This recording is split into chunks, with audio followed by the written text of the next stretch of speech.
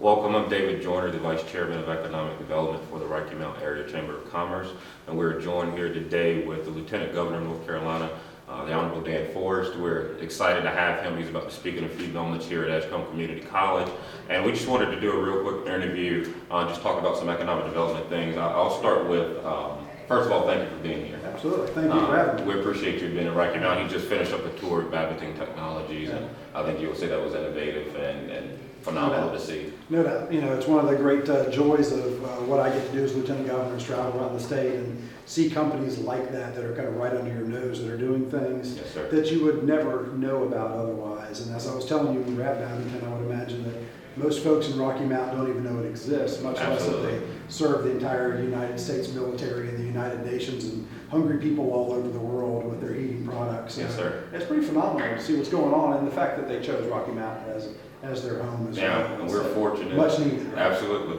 And that kind of segues right into an economic development question. I know recently they just had the Economic Development Forum, and at the event, I read the News Observer reported that only 5 counties in the state our medium incomes are at or above the national average. And with most of North Carolina being rural places or medium-sized town, and the globalization and urbanization has taken place, and to be honest, kind of leaving a lot of our communities behind. Mm-hmm. In your perspective, what do you think we need to do, or what can we do to kind of better compete? Because to be frank with you, I mean, people are choosing to live in urban areas.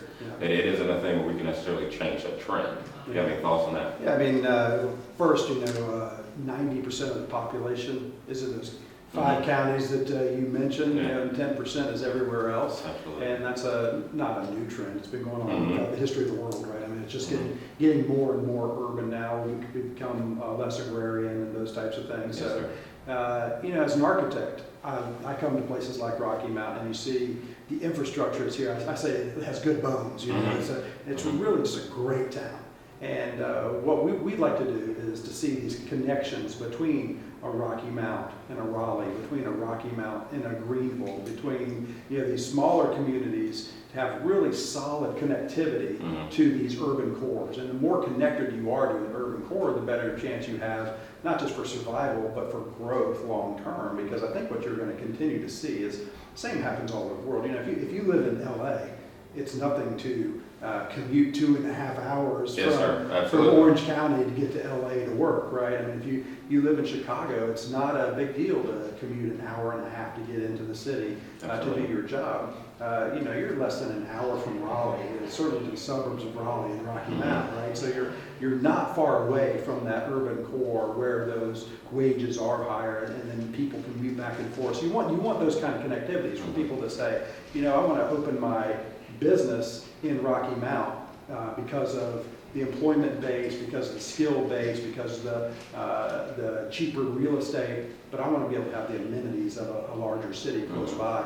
And I think you're going to continue to see that growth in North Carolina. So I have a lot of hope for those cities that are within an hour connection or so to the city. The smaller towns that are connected. If you're further away than that, I think you're going to struggle. Yeah. But you're going to continue to see Raleigh. You're going to continue to see Charlotte, and Greensboro, and Wilmington, and they're going to continue to grow. That's what cities do. And how do we better bridge that gap? Because to that point, you're saying playing out in the state legislature, it's almost this urban versus rural fight. Yeah. And I kind of get the sense that I don't think it's been clearly communicated kind of to a lot of the rural areas as far as what's taking place and how they don't have to lose your way of life. Yeah. But you got to be in a place to go. It's actually a better way of life. Right? Absolutely. We were driving around for a few minutes before we went to Babington, and you're driving through some of these communities and going, wow, what a great place to live. Yeah. And you're just not, it takes me some days. Mm-hmm. I work in downtown Raleigh, I live in North Raleigh. It can take me an hour to get home to North Raleigh in traffic. Or I could get on the highway and I could drive an hour to Rocky Mount and get home. Yes, right? Sir. And so it's not that far of a stretch. Yes, and so I think that what you're going to continue to see is that even younger and younger people are going to want the slower pace of more rural communities. I mean, we've seen that already. You've seen some of that growth happen. And it's an opportunity even for them to start a small business in a place where they can afford to do it. Absolutely. It's a place for people to start restaurants, where Yes, sir. they're not competing with 1,000 other restaurants. They can do it affordably.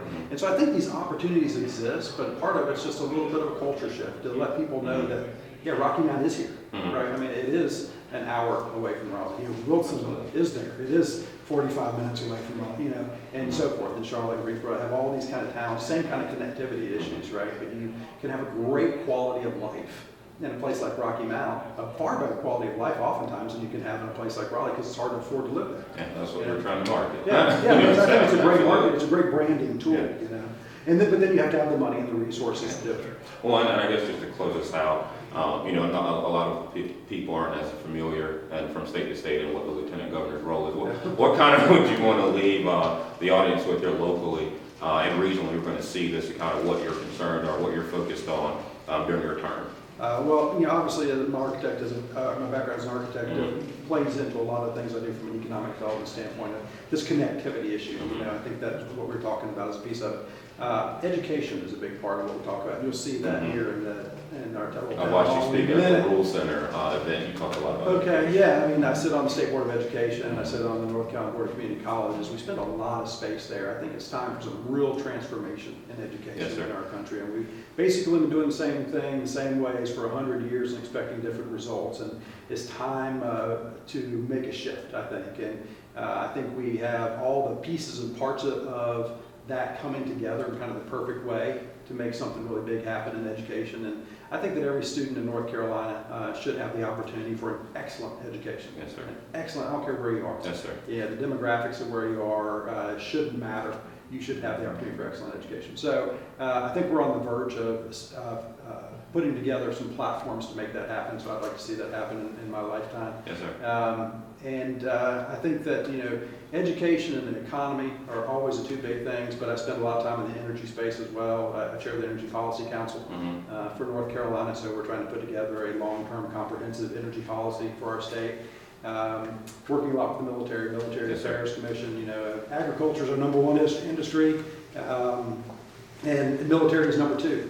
So we spend a lot of time on the military, making sure we keep our bases here and even grow the businesses around our bases to serve them. And then on agriculture, we created a food manufacturing task force specifically for places like Rocky Mount and the rural parts of our state to have opportunities to invest in food manufacturing. We grow a lot of things. We produce $78 billion worth of food here in North Carolina, and then we ship it off to be manufactured somewhere else. Absolutely. And so we want to draw that manufacturing back into North Carolina and grow that base here in our state.